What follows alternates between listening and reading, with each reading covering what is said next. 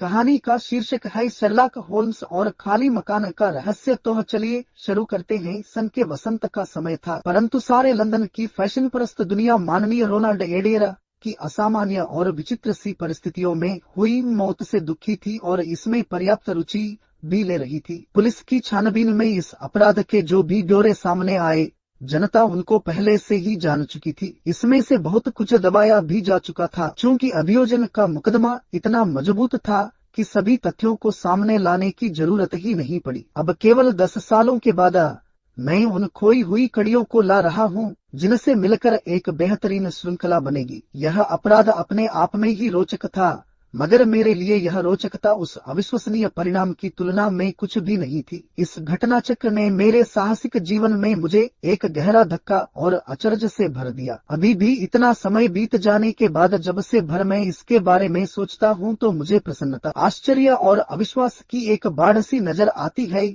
जिसमें मेरा मन डूब जाता है। मुझे लोगों को यह बताना है कि जिस अद्भुत व्यक्ति के कामों और विचारों को मैंने प्रस्तुत किया है, लोगों ने उनमें रुचि दिखाई है, वे मुझे इस बात के लिए दोषी नहीं ठहराएंगे कि मैंने उनको अपनी जानकारियों में हिस्सेदार नहीं बनाया, क्योंकि यह मेरा पहला कर्तव्य था और ऐसा करने के लिए मुझे होम्स ने स्वयं ही मना किया था। अभी पिछले महीने की 3 तारीख को ही उन्होंने मुझे इस बंधन से आजाद किया है। इस चीज की कल्पना की जा सकती है कि शेरलॉक होम्स के साथ मेरी अति घनिष्ठता ने अपराध के क्षेत्र में मेरी गहरी रुचि जगा दी थी। उनकी गैर मौजूदगी में लोगों के सामने आने वाली कई तरह की समस्याओं को ध्यानपूर्वक समझने में मैं कभी भी असफल नहीं हुआ। यहाँ तक कि कई बार अपने खुद के संतोष और उसके समाधान के लिए मैंने उन तरीकों का इस्तेमाल भी किया, हालांकि मैं सफलता से तटस्थ ही रहा। परंतु एडेयर की त्रासदी के अलावा उनमें से ऐसी कोई भी चीज नहीं थी जिसने मुझे प्रभावित किया। इनकी जांच के प्रमाण मुझे किसी ऐसे व्यक्ति या अनजाने व्यक्तियों के खिलाफ ले गए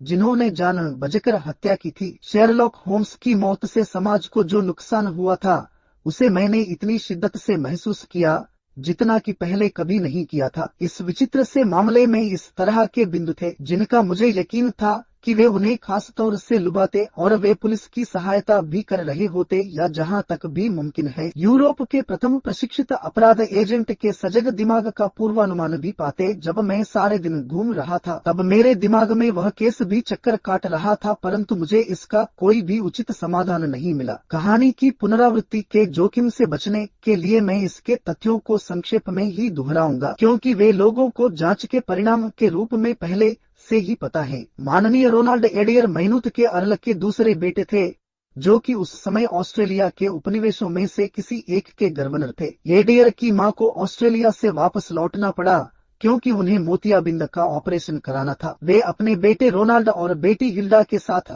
पार्क लेन में ही रहती थी। ये युवा समाज के संभ्रांत लोगों के बीच उठते बैठते थे और इनकी न तो किसी के साथ दुश्मनी थी और न ही इनमें कोई खास गंदी आदतें थी। इनकी सगाई कस्टेयर्स की मिस एडिथ वुडले के साथ हुई थी, मगर कुछ ही महीने पहले उनके आपसी समझौते से यह सगाई टूट गई। इस घटना ने अपने पीछे किसी तरह के भावनात्मक चिन्ह भी नहीं छोड़े थे। चूंकि इनकी आदतें और स्वभाव भावुकताविहीन थी, इसीलिए इनका बचा हुआ जीवन संकीर्ण और रूढ़िगत सामाजिकता में ही गुजरता था। ऐसा होने पर भी इस अभिजात वर्गीय आराम से जिंदगी जीने वाले व्यक्ति की विचित्र और आकस्मिक मौत मार्च को रात 10 और 11:20 के बीच हो गई। रोनाल्ड एडेयर को ताश खेलने का शौक था, पर वह ऐसे दांव नहीं लगाता था जिससे उसे नुकसान हो। वह बाल्डविना, कैवेंडिश और बैटेल ताश क्लबों का सदस्य था। यह पता चला था कि अपनी मौत वाले दिन खाना खाने के बाद उसने अंतिम वाले क्लब में ताश भी खेला था। वहीं पर उसने दोपहर में भी ताश खेला था। इसके गवाह वही लोग थे जिन्होंने उसके साथ ताश खेले, जैसे मरे, सर जॉन हार्डी और कर्नल मोराना। इन्होंने बताया कि खेल बराबरी पर ही छूटा था। एडेयर अधिक नहीं, शायद 5 ही पाउंड हारे थे। उसकी तकदीर ने उसका साथ दिया और इतने नुकसान से उस पर कोई फर्क नहीं पड़ने वाला था। वह करीब हर रोज किसी एक या दूसरे क्लब में ताश जरूर खेलता था और अक्सर जीतकर ही उठता था। सबूतों से यह भी जानकारी मिली थी कि कर्नल मोरान का पार्टनर बनकर उसने कुछ ही हफ्ते पहले एक ही बैठक में 420 पाउंड गॉडफ्रे मिलनर और लॉर्ड बाल्मोर से जीते थे। उसकी मौत के बाद की छानबीन से उसका इतना ही इतिहास पता चला। जिस दिन यह हत्या हुई उस दिन वह क्लब से रात को 10 बजे ही लौट आया था। उसकी माँ और बहन उस शाम किसी संबंधी के घर गई हुई थी। वहाँ मौजूद नौकरानी ने बताया कि उसने एडियर को दूसरी मंजिल पर सामने वाले कमरे में घुसते हुए देखा, जिसको सामान्यतया वह अपने बैठक कक्ष के रूप में ही इस्तेमाल करता था। उस नौकरानी ने आतिशदान के जलाए जाने की आवाज भी सुनी और धुआं होने पर उसने खिड़की खोल दी। 11:20 तक, जब तक कि मैडम मैनूत और उनकी बेटी वापस नहीं आ गई, उसने कोई भी आवाज नहीं सुनी थी। शुभ रात्रि कहने की चाहत से उसने उनके बेटे के कमरे में घुसने की कोशिश की, पर कमरे का दरवाजा भीतर से बंद था और उसके आवाज देने और थपथपाने पर भी भीतर से कोई जवाब नहीं आया। दूसरों की सहायता लेकर दरवाजा जबरदस्ती खोला गया। वह बेचारा युवक टेबल के पास पड़ा हुआ था। रिवॉल्वर की गोली से उसके सिर के चिथड़े उड़ गए थे, परंतु कमरे में किसी तरह का हथियार नहीं मिला। टेबल पर 10 पाउंड और 17 पाउंड के सोने व चांदी की कीमत वाले बैंक नोट पड़े हुए थे और यह सारा धन छोटी छोटी गड्डियों में था। वहाँ कागज पर भी कुछ अंक लिखे थे और उनके सामने उसके क्लब के कुछ मित्रों के नाम भी थे। इन सब से यह अनुमान लगाया जा सकता था कि अपनी मौत से पहले वह ताश के खेल में हुई अपनी हार या जीत का हिसाब लगा रहा था। परिस्थितियों को देखने के बाद यह मामला कुछ अधिक ही जटिल लगता था। सबसे पहले तो इस बात का कोई कारण नहीं मिला कि इस युवक ने कमरा अंदर से बंद क्यों कर रखा था। यह भी मुमकिन था कि शायद हत्यारे ने ही ऐसा किया हो और फिर खिड़की से भाग गया हो। कूदने के लिए यह ऊंचाई करीब 20 फीट की थी और नीचे केसर की क्यारियों के मसले जाने तथा घर से सड़क तक की घास की पतली पट्टी पर भी कोई चिन्ह नहीं थे। इसका मतलब यह था कि इस युवक ने खुद ही दरवाजा भीतर से बंद किया था। मगर उसकी मौत कैसे हुई? बिना कोई निशान छोड़े कोई भी खिड़की तक नहीं पहुंच सकता था। मान लें किसी आदमी ने खिड़की से गोली चलाई, तब वह गोली असाधारण ढंग से चली होगी, तभी इसने इतनी घातक चोट की। हालांकि पार्क लेन एक बहुत ही चहल पहल वाली जगह है और इस मकान से 100 गज की ही दूरी पर घोड़ा गाड़ी का एक स्टैंड भी है। किसी ने भी गोली चलने की आवाज नहीं सुनी, फिर भी एक आदमी तो मरा ही था और रिवॉल्वर से एक गोली भी निकली थी। यह गोली इतनी नुकीली और घातक थी कि इससे कोई भी तुरंत ही मर सकता था। यही था पार्क लेन का रहस्य, जिसमें किसी भी कारण का अभाव नजर आ रहा था, क्योंकि जैसा कि मैं पहले ही बता चुका हूँ, युवक एडियर की किसी से भी दुश्मनी नहीं थी और इस कमरे से धन और कीमती चीजें हटाने की भी कोशिश नहीं की गई थी। सारे दिन मैं इन्हीं तथ्यों को अपने दिमाग उलटता पलटता रहा और किसी ऐसे विचार पर पहुंचने का प्रयास करता रहा जो कि उन्हें आपस में मिला सके। साथ ही साथ मैं कम से कम रुकावट वाली दिशा भी ढूंढता रहा, जिसे मेरा साथी प्रत्येक छानबीन का शुरुआती बिंदु बताता था। मैं यह मानता हूँ कि मैंने इस मामले में बहुत ही कम प्रगति की है। शाम को 6 बजे मैं टहलता हुआ पार्क लेन के आखिर में ऑक्सफोर्ड स्ट्रीट तक आ पहुँचा। वहीं फुटपाथ पर कुछ निठल्ले लोग खड़े थे और मुझे वह मकान दिखाकर उस खिड़की की ओर इशारा कर रहे थे। यह वही मकान था जिसे मैं देखने पहले भी आ चुका था। एक लंबा पतला सा आदमी जिसने रंगीन चश्मा लगा रखा था। मेरे अनुमान से वह सादे कपड़ों में कोई जासूस ही था और अपनी ही कोई कहानी सुना रहा था। वह जो कुछ भी कह रहा था, वहाँ खड़ी भीड़ उसे सुन रही थी। मैंने उसके पास पहुंचकर उसे सुना, पर उसका आकलन मुझे बिल्कुल बेहुदा लगा, इसीलिए मैं कुछ निराश होकर वापस मुड़ा। जैसे ही मैं वापस मुड़ा, मैं ठीक मेरे पीछे खड़े एक बुजुर्ग विकलांग आदमी से टकरा गया और उसकी कई किताबें जमीन पर बिखर गई, जिन्हें लेकर वह कहीं जा रहा था।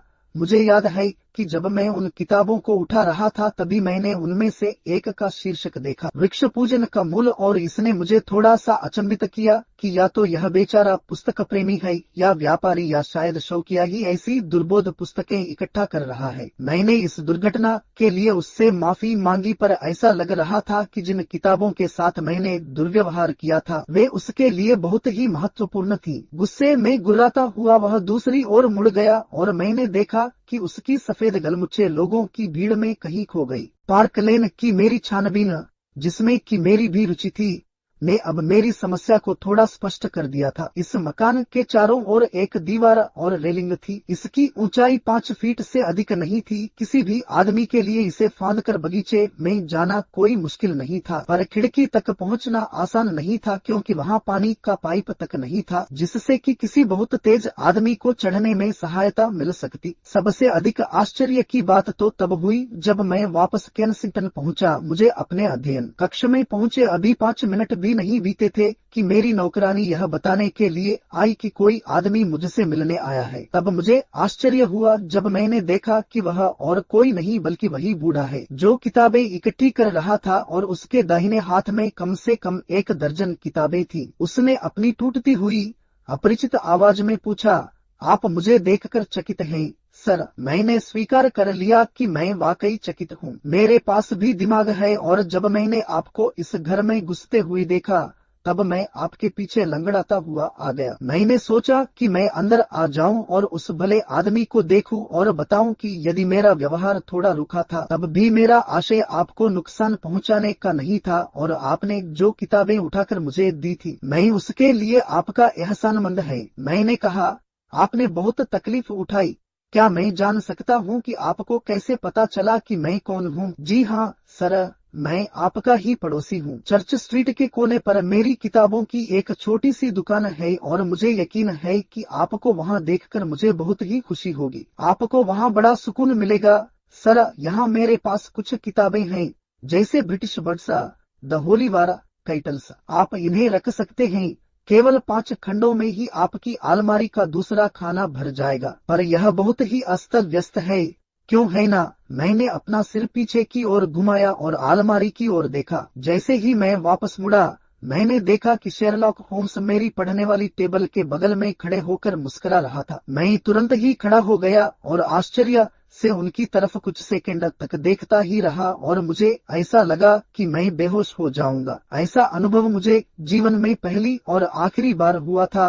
वाकई मेरी आंखों के सामने धुंधल का सा छा गया और जब यह साफ हुआ तब मैंने महसूस किया कि मेरे कॉलर के बटन खोले जा चुके थे और ब्रांडी के बाद वाला तीखा स्वाद मेरे होंठों पर पड़ा हुआ था। होम्स मेरी कुर्सी पर झुका हुआ था और उनके हाथ में उनका मुखौटा था। जो आवाज मुझे अच्छी तरह से याद थी, उसी आवाज में उन्होंने कहा, प्रिय वाटसन, मैं तुमसे 1000 बार माफी मांगता हूँ। मुझे इस बात का अंदाज नहीं था कि तुम पर इतना अधिक असर होगा। मैंने उसे अपनी बाहों में भर लिया। मैं रो पड़ा, होम्स, क्या वाकई आप हैं? क्या आप सचमुच जिंदा हैं? क्या यह वाकई मुमकिन था कि आप उस भयानक खाई से बाहर निकल आए? उन्होंने कहा, 1 मिनट रुको, क्या तुम इन बातों को सुन सकते की हालत में हो? मैंने तुम्हें अचानक प्रकट होकर बड़ा धक्का पहुंचाया है। मैं बिल्कुल ठीक हूँ, पर होम्स, मुझे अपनी आंखों पर मुश्किल से ही विश्वास हो रहा है। हे भगवान, मैं सोच नहीं पा रहा हूँ कि आप मेरे कमरे में खड़े हैं। मैंने उनकी बाह को कसकर पकड़ा और अपने हाथ के नीचे उनकी पतली पर हट्टी कट्टी बाह को महसूस किया। मैंने कहा, तुम कोई रूह नहीं हो और मैं तुम्हें देखकर बहुत ही खुश हूँ। बैठ जाओ और मुझे बताओ कि तुम उस भयानक खाई से कैसे बाहर निकले। वे ठीक मेरे सामने बैठ गए और अपने उसी पुराने आराम वाले तरीके से सिगरेट सुलगाई। उसने किताबों के दुकानदार की तरह ही फ्रॉक वाला कोट पहन रखा था, पर उनके बाल सफेद थे और मेज पर पुरानी किताबों का ढेर लगा हुआ था। होम्स एक बूढ़े से कहीं अधिक सजग और पतला दिख रहा था, पर उसकी गरुड़ सरी की आकृति पर एक सफेदी सी झलक रही थी जिससे पता चलता था कि उसका हाल का जीवन स्वस्थ नहीं था। होम्स ने कहा, वाटसन, मुझे अपने आप को सीधा करने में बहुत मजा आ रहा है। एक लंबे आदमी के लिए अपने शरीर को घंटों तक झुकाए रखना कोई मजाक बात नहीं है। हाँ तो मेरे प्यारे दोस्त, अपने इस सारे किस्से के साथ क्या अब मैं अपने सामने आने वाली एक कठिन व खतरनाक रात के काम के लिए तुम्हारा सहयोग प्राप्त कर सकता हूँ? उस काम को पूरा करने के लिए शायद यह अच्छा होगा कि मैं तुम्हें सारी स्थिति से परिचित करा दूं। मैं बहुत ही उत्सुक हूँ और इसे तुरंत सुनना भी पसंद करूंगा। आज रात तुम मेरे साथ चलोगे? तुम जब भी चाहो और जहाँ भी चाहो। यह तो वाकई उन पुराने दिनों की ही तरह है। चलने से पहले हमारे पास भरपेट खाना खाने का समय है और उस खाई वाले झरने से मुझे बाहर निकलने में कोई परेशानी नहीं हुई, क्योंकि इसका कारण बहुत ही सीधा है। मैं इसमें गिरा ही नहीं था। आप इसमें गिरे ही नहीं। नहीं वाटसन, मैं इसमें कभी गिरा ही नहीं था। मैंने तुमको जो नोट लिखा था वह बिल्कुल सच था। मुझे इस बात का शक हो गया था कि मैं अपने पेशे की समाप्ति पर पहुंच चुका हूं। तभी मैंने उस बदशक्ल स्वर्गीय प्रोफेसर मोरियार्टी की आकृति देखी, जो कि उस संकरे रास्ते पर खड़ी थी और यह रास्ता सीधा सुरक्षा की तरफ जाता है। मैंने उसकी स्लेटी आंखों में एक दृढ़ उद्देश्य देखा। मैंने उसके साथ कुछ बातचीत भी की और उसकी सहज अनुमति से एक आदेश भी लिखा जो कि बाद में तुमको मिला, जिसे मैंने अपनी सिगरेट की डिब्बी और छड़ी के साथ छोड़ दिया था। मैं फिर संकरे रास्ते पर चल दिया। मोरियार्टी अभी भी मेरे पीछे आ रहा था और जब मैं अंतिम छोर पर पहुंचा तो देखा कि मैं एक घाटी पर खड़ा हूँ। उसने कोई हथियार नहीं निकाला, पर वह मेरी तरफ दौड़ा और मुझे अपनी लंबी बाहों में जकड़ लिया। वह जानता था कि उसका खेल खत्म हो चुका था और वह केवल मुझसे बदला लेना चाहता था। हम ऊपर झरने के किनारे एक साथ गुनते हुए लड़खड़ा रहे थे। मुझे जापानी कुश्ती की कुछ जानकारी है, जो कि कई बार मेरे काम भी आ चुकी है। मैं किसी तरह उसकी पकड़ से बाहर आ चुका था, पर वह एक तेज चीख के साथ मुझ पर पागलों की तरह कुछ देर तक ठोकर मारता रहा और हवा में अपने पंजे लहराता रहा। उसके इन सारे प्रयासों के दौरान वह अपना संतुलन न बना सका और नीचे खाई में गिर गया। ऊपर किनारे से मैंने देखा कि वह काफी नीचे तक गिरता चला गया और फिर एक चट्टान से टकराया, उछला और नीचे गहरे पानी में गिर गया। मैंने इस कहानी को आश्चर्य के साथ सुना, जो कि होम्स ने अपनी सिगरेट के कश लेते हुए मुझे सुनाई। मैं जोर से चीखा, पर वे पैरों के निशान जिन्हें मैंने अपनी आंखों से देखा था, जो कि रास्ते पर सिर्फ जाने के ही थे, वे वापस नहीं लौटे। यह इस प्रकार हुआ कि जब प्रोफेसर गायब हो गया, तब मैंने सोचा कि भाग्य ने मुझे कितना अद्भुत अवसर दिया है। मैं जानता था कि मोरियार्टी ही वह अकेला शख्स नहीं था जिसने मेरी मौत की कसम खाई थी। वहाँ कम से कम 3 और भी लोग थे जिनकी मुझसे बदला लेने की चाहत और भी बढ़ जाएगी जब वे जानेंगे कि उनके नेता की मौत हो चुकी है। वे सब बहुत ही खतरनाक आदमी हैं। उनमें से कोई एक मुझे जरूर ढूंढ लेगा और दूसरी तरफ दुनिया मान चुकी है कि मेरी मौत हो गई। इस तरह वे निश्चिंत हो जाएंगे। वे लोग खुद ही सामने आ जाएंगे और कभी न कभी मैं उन्हें नष्ट कर दूंगा। तभी उस घोषणा का समय आएगा कि मैं अभी जीवित हूँ। इसीलिए मेरे दिमाग ने तेजी से काम किया और मुझे लगता है कि जब तक प्रोफेसर मोरियार्टी नीचे रेंचबाख झरने में पहुंचा होगा, इतनी ही देर में मैंने इस पर सोच लिया था।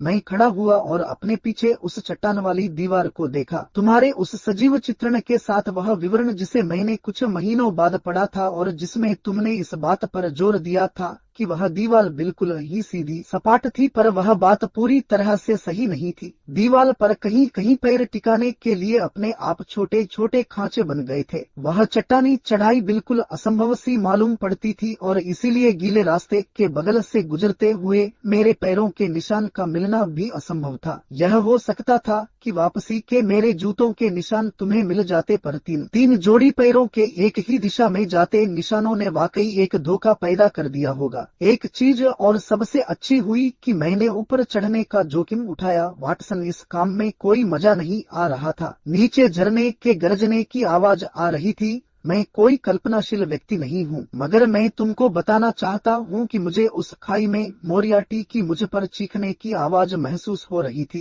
एक छोटी सी भी गलती मेरे लिए खतरा बन सकती थी। कई बार मेरे हाथों में घास का गुच्छा आया या मेरा पांव भीगे हुए चट्टानी खांचों से फिसला और मुझे लगा कि मैं गया, पर मैंने ऊपर चढ़ने के लिए संघर्ष किया और कई फीट नीचे की चट्टान पर पहुंच गया, जो कि मुलायम हरी काई से भरी हुई थी और जहां मैं दिखाई न देकर बहुत ही आराम की हालत में लेट सकता था। मैं वहीं लेटा हुआ था जहां प्रिय वाटसन, तुम और तुम्हारे सहयोगी बहुत ही दयनीय तरीके से मेरी मौत की स्थितियों की छानबीन कर रहे थे। अंत में जब तुम सभी ने अपनी कभी न बदलने वाली गलत धारणा को बना लिया और तुम वापस होटल चले आए, तब भी मैं वहीं अकेला पड़ा रहा। मैंने सोचा कि मैं अपने रोमांचकारी कारनामों की समाप्ति पर पहुंच चुका हूं, परंतु एक बिना उम्मीद वाली घटना ने मुझे दिखाया कि अभी भी मेरे लिए कुछ आश्चर्यजनक चीजें बची हुई हैं। तभी एक बड़ी सी चट्टान ऊपर से गिरी, मेरे पीछे जोर की आवाज करते हुए रास्ते पर टकराई और फिर उछलकर झरने में गिर गई। 1 मिनट के लिए तो मुझे लगा कि यह एक दुर्घटना थी, पर अगले ही पल मुझे अंधेरे आसमान की तरफ एक आदमी का सिर दिखाई पड़ा और फिर एक दूसरा पत्थर वहीं पर गिरा जहां मैं लेटा हुआ था। इस पत्थर से मेरे सिर की दूरी सिर्फ 1 फीट की ही थी। इसका मतलब बिल्कुल साफ था, मोरियार्टी अकेला नहीं था, इसका पूरा गिरोह था। और यहाँ तक कि एक झलक ने ही मुझे दिखा दिया कि इस आदमी का गिरोह कितना खतरनाक है। जब प्रोफेसर मुझ पर आक्रमण कर रहा था तो उसकी सुरक्षा के लिए उसके साथ एक गार्ड भी था। बहुत दूर से वह मुझे दिख नहीं रहा था, पर वह अपने साथी की मौत और मेरे बचे रहने का भी गवाह था। उसने थोड़ा इंतजार किया और फिर ऊपर चट्टान का चक्कर लगाने की भी कोशिश की, जो कि उसका साथी नहीं कर सका था। वाटसन, मैंने इस बारे में बहुत देर तक नहीं सोचा। फिर मैंने ऊपर पहाड़ी पर उस कठोर चेहरे वाले को देखा। मैं समझ गया कि वह दूसरा पत्थर उठाने ही वाला था। मैं रास्ते पर रेंगता हुआ आगे बढ़ा। मुझे ऐसा नहीं लगा कि मैं यह कठिन काम होश और हवास में कर रहा था। मेरे लिए उठ पाना काफी कठिन था, पर मेरे पास खतरे की बात सोचने का भी वक्त नहीं था कि तभी एक दूसरा पत्थर मेरे पीछे गिरा और मैं उस खांचे को पकड़ किनारे की तरफ हाथों के बल लटक गया। आधी दूरी तक मैं फिसलता रहा, पर ईश्वर की कृपा से मैं रास्ते पर आ गया। मेरे शरीर से खून बह रहा था और मेरे कपड़े भी फट गए थे। मैं पहाड़ में करीब 10 मील तक अंधेरे में भागता रहा और 1 हफ्ते के बाद मैं इस विश्वास के साथ फ्लोरेंस पहुंचा कि दुनिया में अब कोई भी यह नहीं जान पाएगा कि मेरे साथ क्या हुआ था। मुझे केवल अपने भाई माइक्राफ्ट पर ही भरोसा था। प्रिय वाटसन, तुम मुझे माफ कर दो, परंतु यह इतना जरूरी था कि इस बात का दुनिया को पता चल जाए कि मैं मर गया हूँ। यह बात बिल्कुल ही तय थी कि यदि तुम यह न सोचते कि मेरी मौत की बात सच है, तब तुमने इतने यकीन से मेरी मौत के बारे में उस दुखद अंत को न लिखा होता। पिछले 3 सालों में तुमको लिखने के लिए मैं हमेशा डरता था कि तुम मुझसे अपने लगाव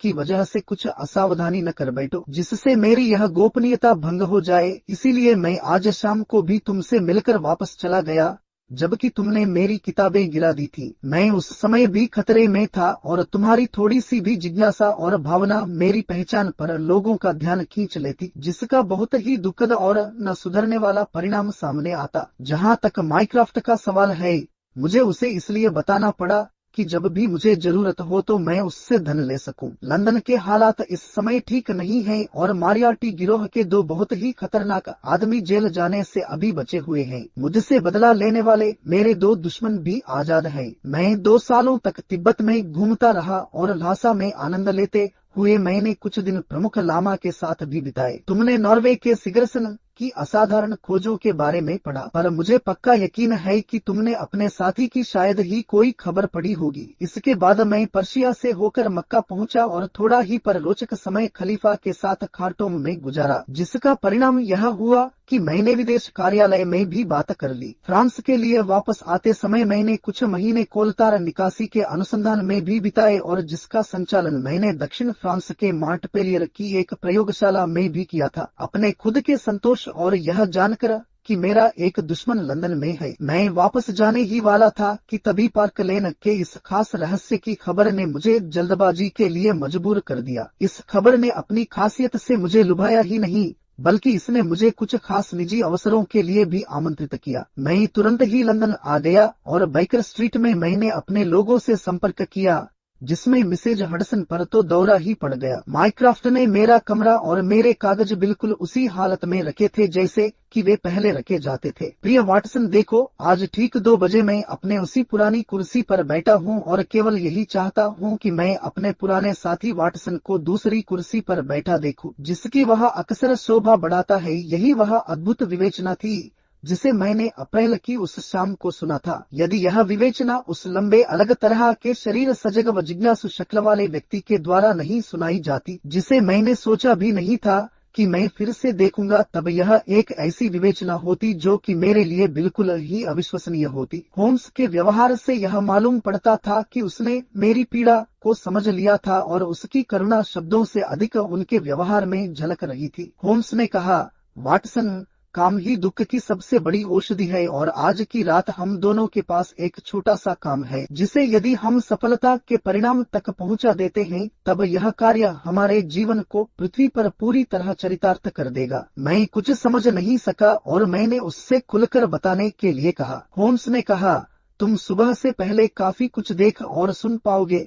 हमारे पास बातचीत करने के लिए अतीत के 3 साल हैं। 9:30 बजने दो, तभी हम खाली मकान के रहस्य पर बातें शुरू करेंगे। जब मैंने खुद को घोड़ा गाड़ी में उसके पीछे बैठा हुआ पाया, मेरी रिवॉल्वर जेब में थी और दिल में उत्साह भरा हुआ था, तब यह समय वाकई उन पुराने दिनों की तरह ही लग रहा था। होम्स बिल्कुल शांत और स्थिर बैठे हुए थे।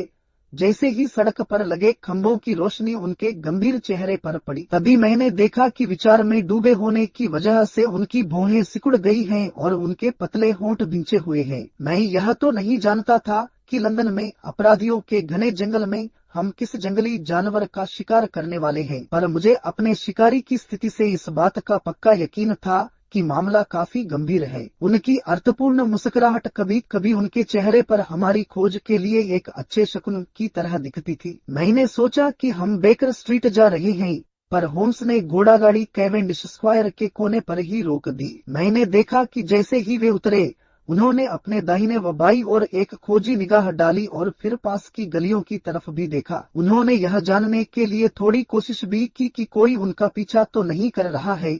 हमारा रास्ता एकदम सुनसान था। लंदन के छोटे छोटे रास्तों के बारे में होम्स की जानकारी अद्भुत थी और ऐसे मौके पर तो वे छोटे छोटे गुड़सालों और अस्तबलों के जाल के बीच से होकर गुजर जाते थे जिनकी मौजूदगी के बारे में मुझे कुछ भी पता नहीं था। हम अब एक पतली सी सड़क पर आ गए जहां किनारे पुराने और बदरंग से घर कतार में बने हुए थे। यह रास्ता हमें मैनचेस्टर स्ट्रीट और फिर ब्लैंडफोर्ट स्ट्रीट की तरफ ले जाता था। यहीं पर वे एक संकरे से रास्ते की तरफ मुड़े और हम खुले मैदान से होकर एक लकड़ी के मकान के भीतर पहुंचे। यहाँ पहुंचकर उन्होंने चाबी से उस मकान के पीछे का दरवाजा खोला। हम मकान के भीतर साथ साथ ही घुसे और घुसते ही होम्स ने दरवाजा बंद कर दिया। यहाँ बहुत अंधेरा था, पर मुझे ऐसा लग रहा था कि यह मकान बिल्कुल ही खाली था। नंगे फर्श पर हमारे जूतों से चलने की आवाज आ रही थी और हमारे फैले हाथों ने तभी दीवार को छुआ जिस पर कागज के फीते लटके हुए थे। होम्स की पतली और ठंडी उंगलियों ने मेरी कलाई को जकड़ रखा था। वह मुझे एक बड़े से हॉल की तरफ ले गया जहां दरवाजे के ऊपर रोशनदान से आती धुंधली रोशनी दिखाई पड़ रही थी। ठीक यहीं पर होम्स अचानक दाहिनी तरफ मुड़ा और हम एक बड़े चौकोर कमरे में आ गए जिसके कोनों में काफी अंधेरा था, पर दूर सड़क से आती धुंधली रोशनी बीच में पड़ रही थी। खिड़कियों पर मोटी धूल जमी हुई थी और वहां लैंप भी नहीं था। हम आपस में एक दूसरे को उंगलियों के सहारे ही पहचान सकते थे। मेरे साथी ने अपना हाथ मेरे कंधे पर रखा और अपने होठों को मेरे कान के पास ले आए और फुसफुसाते हुए बोले, क्या तुम्हें पता है कि हम कहाँ हैं? उस धुंधली खिड़की की तरफ घूरते हुए मैंने कहा, यह जगह पक्के तौर पर बेकर स्ट्रीट ही है। बिल्कुल ठीक, हम अपने पुराने क्वार्टर के ठीक सामने कैंडेन हाउस में हैं। पर हम यहाँ क्यों हैं? क्योंकि यहाँ से बहुत ही अच्छा दृश्य दिखाई पड़ता है। प्रिय वाटसन, थोड़ी सी तकलीफ उठाओ और इस खिड़की के पास आओ, पर इस बात का ध्यान रखो कि तुम बाहर न दिखाई पड़ो। अब अपने पुराने कमरे की तरफ देखो,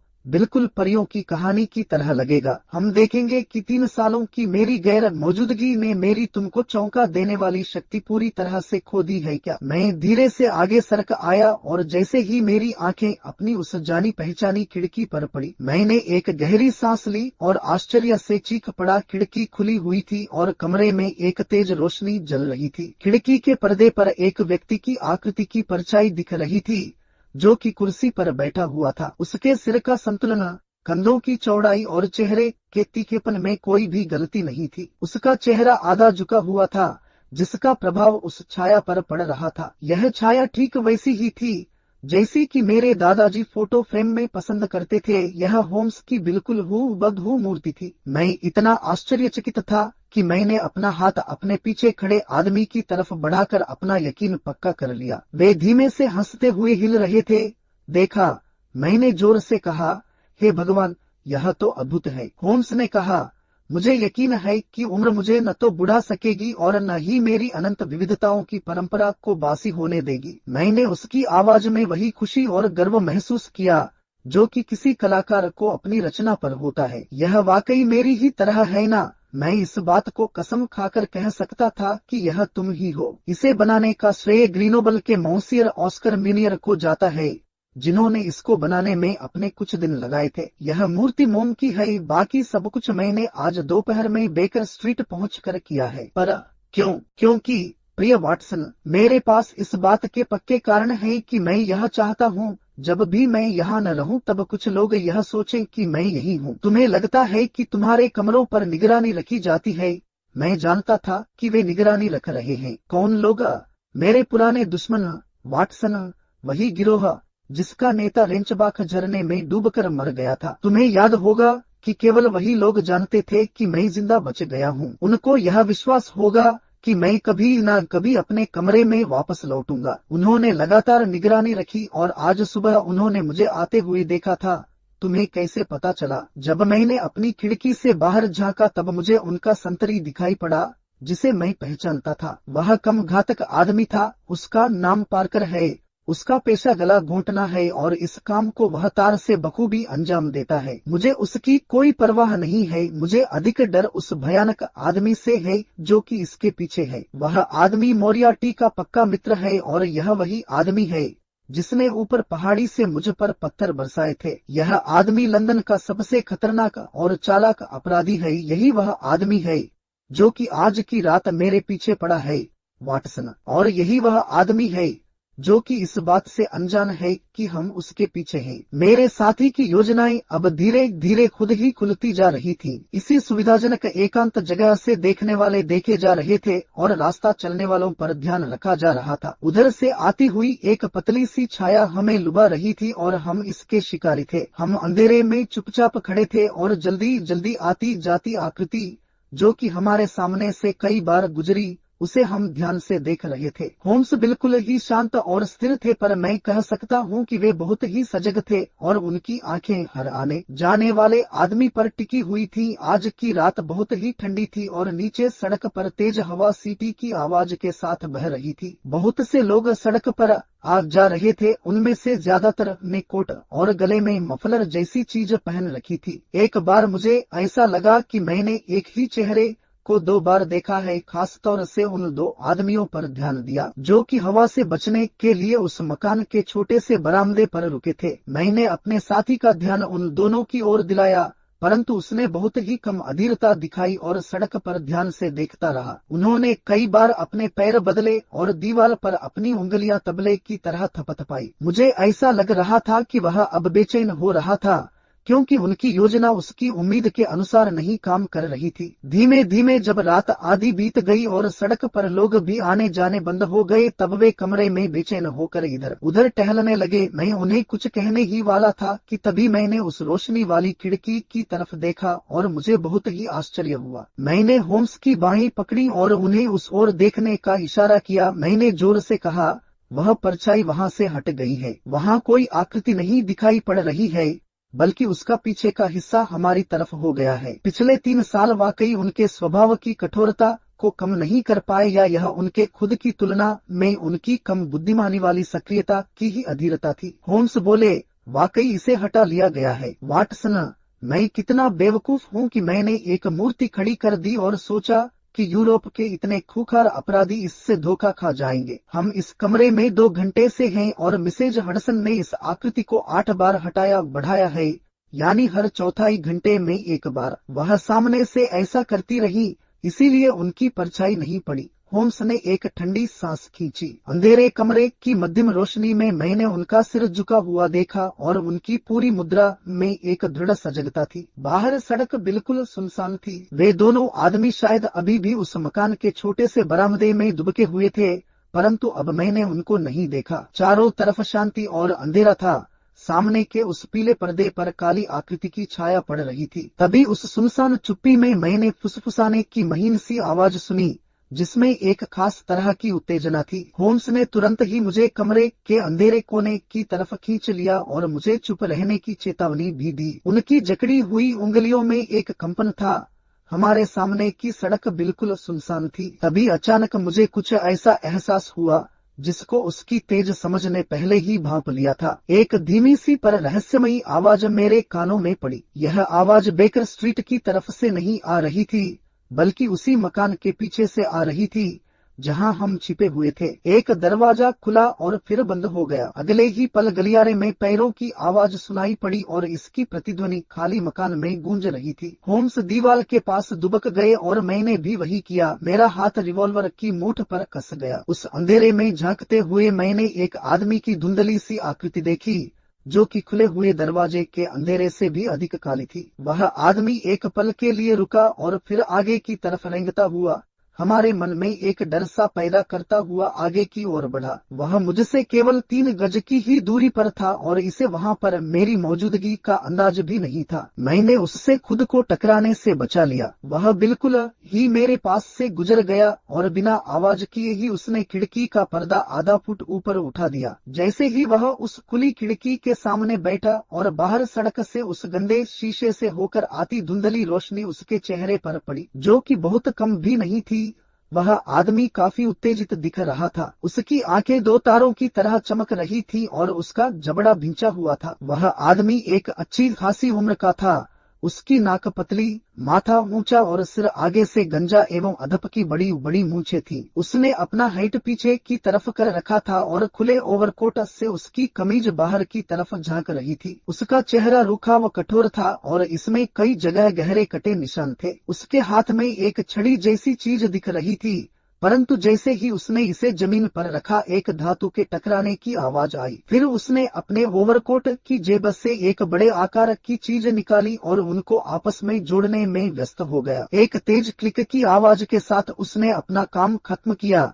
यह आवाज किसी स्प्रिंग या बोल्ट की अपनी जगह पर लगने जैसी थी। अभी भी वह आदमी जमीन पर ही झुका हुआ था और किसी लीवर जैसी चीज को खींच रहा था, जिसका परिणाम एक तेज चरखी की आवाज जैसा था। यह भी एक शक्तिशाली क्लिक पर ही खत्म हुई। अब वह खड़ा हो गया और मैंने देखा कि उसके हाथ में एक राइफल जैसी चीज थी, जिसका हत्था अजीब सा था। इसने इसकी नाल को बीच में से खोलकर इसमें कुछ डाला और फिर बंद कर दिया। उसने अपनी राइफल की नाल खुली खिड़की से बाहर की ओर कर दी और मैंने देखा कि उसकी लंबी छें इस पर झुकी हुई है। उसकी चमकती आंखें बाहर की तरफ देख रही थी। जैसे ही मैंने उसके कंधे पर राइफल की बट को टिके देखा, मैंने राहत की सांस ली। जब उसकी निगाह के अंतिम हिस्से पर मेरी निगाह पड़ी तो मैंने उस चकित कर देने वाले लक्ष्य को देखा, जो कि पीली पृष्ठभूमि पर एक काली आकृति थी। एक पल के लिए वह आदमी बिल्कुल स्थिर हो गया और उसकी उंगली राइफल के ट्रिगर पर कस गई। तभी सनसनाती हुई तेज देर तक और अजीब सी आवाज के साथ चमकीला शीशा टूटने की आवाज आई। ठीक उसी समय होम्स उस आदमी की पीठ पर चीते की तरह झपटे और उसे चेहरे के बल जमीन पर गिरा दिया। वह आदमी अगले ही पल उठा और उसने अपनी पूरी ताकत के साथ होम्स का गला पकड़ लिया, पर उसी समय मैंने अपने रिवॉल्वर की मूठ से उसके सिर पर चोट की और वह फिर से जमीन पर गिर पड़ा। मैं भी उस पर झपट पड़ा। तभी मेरे साथी ने एक तेज सीटी बजाई, जिसे सुनते ही कुछ दौड़ते हुए कदमों की आवाज और सामने दो वर्दीधारी पुलिस के जवान आते दिखे, जिनके पास सादे कपड़ों में एक जासूस भी था। ये सभी सामने के दरवाजे से होते हुए कमरे में घुसे थे। होम्स ने कहा, अरे लेस्ट्रेड तुम? जी हाँ मी होम्स, मैंने इस काम को अपने हाथ में ले लिया था। आपको फिर से लंदन में देखकर बहुत खुशी हो रही है। मेरे ख्याल से तुम्हें थोड़ी गैर सरकारी सहायता की जरूरत है। पिछले 1 साल में हुई तीन हत्याएं जिनका अपराधी नहीं मिला, क्या ये यह नहीं दिखाती हैं? किंतु तुमने मॉल से रहस्य को लग सकने वाले समय से पहले ही पता लगा लिया था। इसीलिए मैं कहता हूँ कि तुमने बहुत ही अच्छा काम किया। हम सभी खड़े थे और हमारा कैदी, जिसे उन कांस्टेबलों ने दोनों तरफ से पकड़ रखा था, वह लंबी लंबी सांसें ले रहा था। सड़क पर पहले से ही कुछ लोग इकट्ठे होने शुरू हो गए थे। होम्स खिड़की की तरफ आगे बढ़े और इसे बंद करके इसका पर्दा गिरा दिया। लेस्ट्रेड ने 2 मोमबत्तियां जला दी और पुलिस वालों ने अपनी लालटेनों के भी ढक्कन हटा दिए थे। मैं अब अपने कैदी का चेहरा ठीक से देख सकता था। इस आदमी की शक्ल बहुत ही मर्दानी और क्रूर थी। इसने मुड़कर हमारी तरफ देखा। एक दार्शनिक की तरह उसकी भौहें और भोग विलास वाले उसके जबड़े से पता चलता था कि उस आदमी में अच्छे और बुरे दोनों ही कामों को करने की पूरी क्षमता थी। प्रकृति के साधारण खतरनाक चिन्हों को पढ़े बिना कोई भी उसकी सनकी पलकों से ढकी क्रूर नीली आंखों, खूंखार चेहरे, आक्रामक और डराने वाली नाक एवं घनी भौहों को नहीं देख सकता था। उसने हम में से किसी पर भी ध्यान नहीं दिया, पर उसकी आंखें होम्स के चेहरे पर गड़ी हुई थी, जिसमें घृणा और आश्चर्य दोनों का ही मिश्रण था। वह बुदबुदा रहा था, तुम बहुत चालाक हो। होम्स ने उसके मुड़े तुड़े कॉलर को ठीक करते हुए कहा, ओह कर्नल, प्रेमियों के मिल जाने से यात्राएं खत्म हो जाती हैं। पुराने नाटक ऐसा ही कहते हैं। मुझे नहीं लग रहा है कि तुम्हें देखकर मुझे खुशी महसूस हो रही है। हालांकि राइकेनबाख के झरने के ऊपर जब मैं लेटा था, तब तुमने मुझ पर ध्यान देने की मेहरबानी की थी। कर्नल अभी भी मेरे साथी को एकटक घूरता हुआ बोला, तुम बहुत धूर्त हो। होम्स ने कहा, मैंने अभी तक तुम्हारा इससे परिचय नहीं कराया है। यह आदमी कर्नल सेबेस्टियन मोरान है और किसी समय यह इंडियन आर्मी में था। हमारी ईस्टर्न एम्पायर का यह एक बेहतरीन निशानेबाज रह चुका है। कर्नल, मैं सही कह रहा हूँ कि चीतों के शिकार में तुम्हारा कोई सानी नहीं है। होम्स फिर बोले, मेरी साधारण सी योजना ने इतने पुराने शिकारी को धोखा दे दिया। तुम्हें इसका अंदाज होना चाहिए था। क्या तुमने चीते के शिकार के लिए बछड़ा पेड़ में नहीं बांधा है और तुमने अपनी राइफल के साथ पेड़ पर बैठकर इंतजार भी किया होगा। यह खाली मकान मेरा पेड़ है और तुम मेरे चीते। कई चीते होने की संभावना की वजह से तुमने अपने पास और भी बंदूकें रखी होंगी या तुम्हारा निशाना चुकने पर वे काम आती। उसने दूसरी तरफ इशारा करते हुए कहा, ये हैं मेरी दूसरी बंदूकें, जो कि ठीक वैसी ही थी। फिर गुस्से से गुर्राता हुआ आगे की ओर झपट पड़ा, पर तभी दोनों पुलिस वालों ने उसे पकड़कर पीछे की ओर ढकेल दिया। उसके चेहरे पर भयानक गुस्सा दिख रहा था। होम्स ने कहा, मैं मानता हूं कि तुमने भी मुझे थोड़ा आश्चर्य में डाल दिया था। मैंने यह नहीं सोचा था कि तुम भी इस काम के लिए इसी खिड़की का इस्तेमाल करोगे। मैंने सोचा था कि तुम सड़क से ही अपने काम को अंजाम दोगे। इसीलिए मेरे साथी लेस्ट्रेड और उसके सहयोगी वही तुम्हारा इंतजार कर रहे थे। मेरी वह सारी तैयारी बेकार चली गई। कर्नल मोरान ने उस सरकारी जासूस की तरफ मुड़ते हुए कहा, तुम्हारे पास मुझे गिरफ्तार करने की वजह हो सकती है और नहीं भी, पर इस आदमी का ताना सुनने कि मेरे पास कोई वजह नहीं है। अगर मैं कानून के हाथ में हूं तो कानून को अपने ढंग से काम करने दो। लेस्ट्रेड ने कहा, यह बात सही है। अब हमारे यहाँ से जाने तक आप कुछ भी नहीं कहेंगे। होम्स ने वह शक्तिशाली एयरगन जमीन से उठा ली और इसके काम करने के तरीके को ध्यान से देखने लगे। फिर बोले, यह बहुत ही बेहतरीन हथियार है।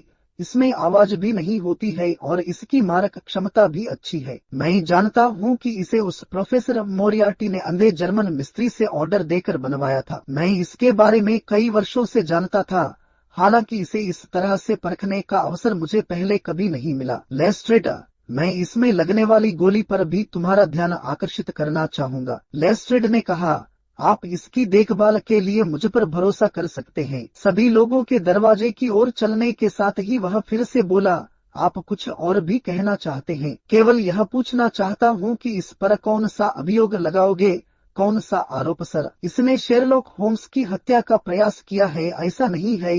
लेस्ट्रेड, मैं इस मामले में आना नहीं चाहता हूं। इसका सारा श्रेय तुम्हें जाता है। हाँ लेस्ट्रेड, मैं तुम्हें बधाई देता हूँ। इसमें तुमने अपनी चालाकी और साहस दोनों ही इस्तेमाल किए और इसे पकड़ लिया। किसे मी होम्स, यही वह आदमी है जिसने पुलिस की सारी कोशिशें बेकार कर दी थी। यह आदमी कर्नल सेबेस्टियन मोरान है, जिसने माननीय रोनाल्ड एडियर की हत्या इसी एयरगन से पार्क लेन के सामने वाली खुली खिड़की से पिछले महीने की 13 तारीख को की थी। यही इसका अभियोग है।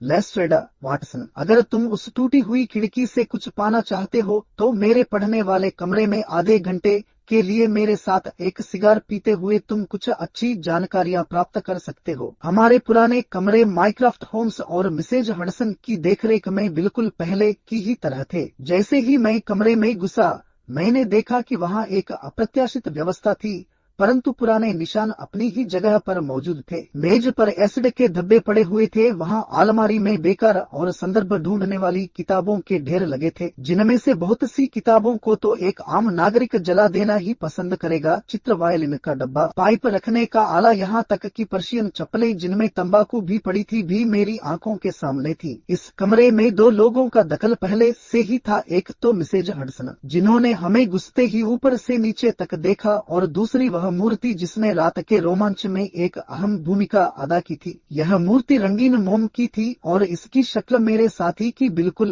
हूबहू थी। इसे एक छोटी सी टेबल पर रखा गया था और इस पर होम्स का एक गाउन भी पड़ा था, ताकि सड़क से इसे उनके होने का भ्रम पैदा किया जा सके। होम्स ने कहा, मिसेज हडसन, मुझे उम्मीद है कि आपने उन सभी सावधानियों पर एक नजर डाल ली होगी। सर, जैसा आपने बताया था, मैं अपने घुटनों के बल ही गई थी। बहुत बढ़िया, तुमने सारा काम बहुत ही अच्छे ढंग से किया था। क्या तुमने देखा कि वह गोली कहाँ गई? हाँ सर, पर मुझे डर है कि इसने आपकी खूबसूरत मूर्ति को तो बर्बाद कर दिया होगा, क्योंकि वह इसके सिर को छेदते हुए दीवार से टकराकर गिर पड़ी। मैंने उसे कालीन से उठा लिया था। यह रही। होम्स ने इसे लेकर मुझे दे दिया और बोले, वाटसन, तुम समझ ही रहे हो कि यह एक रिवॉल्वर की छोटी सी गोली है। कोई बहुत बुद्धिमान व्यक्ति ही होगा जो यह समझेगा कि यह गोली एयरगन से निकली है। ठीक है मिसेज हडसन, आपके सहयोग का मैं बहुत ही आभारी हूँ। वाटसन, चलो अब अपनी पुरानी जगह पर बैठते हैं, क्योंकि कई ऐसे विषय हैं जिन पर मैं तुमसे बात करना चाहता हूँ। होम्स ने अपना फर वाला फ्रॉक कोट उतार दिया और उस पुतले से अपना वही पुराना ड्रेसिंग गाउन उठाकर पहन लिया। जब होम्स ने अपने पुतले का टूटा हुआ माथा देखा तो हंसते हुए बोला, पुराने शिकारी दिमाग ने न तो अपना संतुलन खोया है और न ही अपनी आंखों का पैनापन। मस्तिष्क को छेदती हुई सिर के पिछले भाग के ठीक बीच में इसने चोट पहुंचाई है। वह आदमी भारत का बेहतरीन शिकारी था और मुझे उम्मीद है कि लंदन में भी कुछ ही ऐसे बेहतर निशानेबाज होंगे। क्या तुमने इसका नाम सुना है? नहीं, मैंने नहीं सुना है। वह बहुत ही मशहूर है, पर जहाँ तक मुझे याद है तुमने प्रोफेसर जेम्स मोरियार्टी का भी नाम नहीं सुना होगा, जो कि इस शताब्दी का बहुत ही तेज दिमाग वाला व्यक्ति था। अलमारी से उठाकर जीवनियों की सूची मुझे दे दो। वे अपनी कुर्सी पर बैठकर हवा में सिगार के बादल उड़ाते हुए आराम से इसके पन्ने पलटते रहे। वे बोले, एम से मेरा संग्रह काफी अच्छा है। मोरियार्टी अपने आप में ही काफी विख्यात है। और यहाँ है जहर कुरान मोर्गन, और यह है बुरी स्मृति वाला मेरीड्यू, और अब मैथ्यू जिसने चारिंग क्रॉस के वेटिंग रूम में मेरा बायां कोने वाला दांत तोड़ दिया था। अब आया हमारा आज की रात वाला दोस्त। होम्स ने किताब मुझे दे दी और मैंने इसे जोर से पढ़ा। कर्नल मोरान सेबेस्टियन, बेरोजगार, पहले प्रथम बेंगलोर पाइनियर्स में था। पैदाइश लंदन, सन पुत्र sir Augustus Moran, CB. Persia के भूतपूर्व मिनिस्टर, शिक्षा ऑक्सफोर्ड और ईटान, सेवाई जोबा की कैंपेन, अफगान कैंपेन, चारासियाबा, शेरपुर और काबुल। लेखक heavy game of the western Himalayas 3 months in the jungle, पता conduit street, club the Anglo Indian, टैंकर विली, द बैगाटेल कार्ड क्लब। इसके हाशिए पर होम्स ने लिखा था, लंदन का दूसरा बेहद खतरनाक आदमी। किताब को वापस सौंपते हुए मैंने कहा, यह आदमी एक सम्मानित सैनिक रहा है। होम्स ने जवाब दिया, यह सच है। एक हद तक इसने कई अच्छे काम किए हैं। यह बहुत ही साहसी आदमी रहा है। इसकी कहानी अभी भी भारत में सुनाई जाती है कि शेर के आधे खाए हुए घायल आदमी के पीछे कैसे यह नाले में रेंगकर उतर गया था। वाटसन, कुछ पेड़ ऐसे होते हैं जो एक खास ऊंचाई तक बढ़ते हैं और फिर उनमें अचानक कुछ विचित्रता सी विकसित हो जाती है। यह चीज तुम आदमियों में भी अक्सर ही देखोगे। मैंने इसे एक सिद्धांत के रूप में भी महसूस किया है कि व्यक्ति के विकास में उसके पूर्वजों का बड़ा हाथ होता है और उसके जीवन में अचानक अच्छे या बुरे मोड़ इसलिए आते हैं क्योंकि इन पर उसकी वंश परंपरा का प्रभाव पड़ता है। व्यक्ति के अपने परिवार का निचोड़ जैसा होता है, व्यक्ति वैसा ही बनता है। यह कल्पना भी हो सकती है। खैरा, मैं इस बात पर जोर नहीं दे रहा हूँ, चाहे जो भी कारण हो। कर्नल मोरान गलत आदमी बनना शुरू हो गया था। किसी खुली बदनामी के न होने पर भी भारत में उसका रुकना मुश्किल हो गया था। वह वहाँ सेवा मुक्त हो गया और लंदन वापस आ गया। फिर बुराई में उसने अपना नाम रोशन कर लिया। यही वह समय था जब उसे प्रोफेसर मोरियार्टी ने पसंद कर लिया और उसे अपने आदमियों का मुखिया भी बना दिया। मोरियार्टी ने उसे खुले हाथों से धन दिया और वह उससे केवल 1 या 2 बहुत ही ऊंचे दर्जे का काम लेता था, जो कि उसके साधारण अपराधी नहीं कर पाते थे। तुम्हें सन की वह घटना शायद याद हो जिसमें लाडेर की मिसेज स्टेवर्ड की हत्या हुई थी। नहीं, खैर, मुझे यकीन है कि इसमें भी मोरान का ही हाथ था, पर कुछ भी सिद्ध नहीं किया जा सका। कितनी चालाकी से कर्नल को छुपा दिया गया था, यहाँ तक कि जब मोरियार्टी का गिरोह तोड़ भी दिया गया था तब भी हम उसे अपराधी सिद्ध नहीं कर पाए थे। तुम्हें शायद वह तारीख याद होगी जब तुमने कमरे में पूछा था कि एयरगन के डर से मुझे दरवाजों को कैसे बंद रखना चाहिए। इसमें कोई शक नहीं है कि इसे तुमने मेरी कल्पना ही समझा था। मैं अच्छी तरह से जानता था कि मैं क्या कर रहा हूँ, क्योंकि मैं इस असाधारण गन के बारे में जानता था और मुझे यह भी पता था कि इसके पीछे दुनिया का एक बेहतरीन निशानेबाज है। जब हम स्विट्जरलैंड में थे तब इसने मोरियार्टी के साथ हमारा पीछा किया था और यही वह आदमी था जिसने मुझे राइजेनबाख के कगार पर वे खतरनाक 5 मिनट दिए थे। तुम सोच सकते हो कि अपने फ्रांस के प्रवास के दौरान मैंने अखबार कितने ध्यान से पढ़ा ताकि मैं उससे बच सकूं। जब तक वह लंदन में आजाद घूम रहा था मेरी जिंदगी हमेशा खतरे में थी। रात हो या दिन, उसकी काली छाया हमेशा मेरे ऊपर मंडराती थी और आखिरकार उसे मौका मिल ही गया। मैं क्या कर सकता था? मैं उसे देखते ही गोली नहीं मार सकता था, नहीं तो मैं कटघरे में होता। मजिस्ट्रेट से इस बारे में कहने में भी कोई फायदा नहीं था। वे केवल खतरनाक संदेह पर दखल नहीं दे सकते थे, इसीलिए मैं कुछ भी नहीं कर सका। किंतु मैंने अखबार की खबरों को यह जानते हुए देखता था कि कभी न कभी मैं उसे पकड़ ही लूंगा। तभी रोनाल्ड एडेयर की हत्या की खबर आई। आखिरकार मेरा मौका आ ही गया। मैंने जो किया, इससे क्या यह नहीं पता चलता था कि कर्नल मोरान ने ही यह काम किया है। उसने उस युवक के साथ ताश खेले और क्लब से उसके घर तक पीछा करके उसकी खुली खिड़की से उसे गोली मार दी। इसमें अब कोई संदेह नहीं है, वे गोलियां ही उसके गले का फंदा बन चुकी हैं। मैं जैसे ही यहाँ पहुंचा, मुझे उसके संतरी ने देख लिया और मेरे अनुसार उसने तुरंत ही कर्नल को मेरी मौजूदगी के बारे में सूचित कर दिया होगा। उसने मेरी वापसी को इस अपराध से जोड़ने में देरी नहीं की और इसके लिए वह खूंखार तरीके से तैयार हो गया। मुझे पक्का यकीन था कि वह मुझे अपने रास्ते से हटाने की कोशिश करेगा और इसके लिए वह अपने खतरनाक हथियार का भी इस्तेमाल करेगा। मैंने उसके लिए खिड़की में एक बढ़िया लक्ष्य भी रख छोड़ा था। साथ ही साथ मैंने पुलिस को भी बता दिया था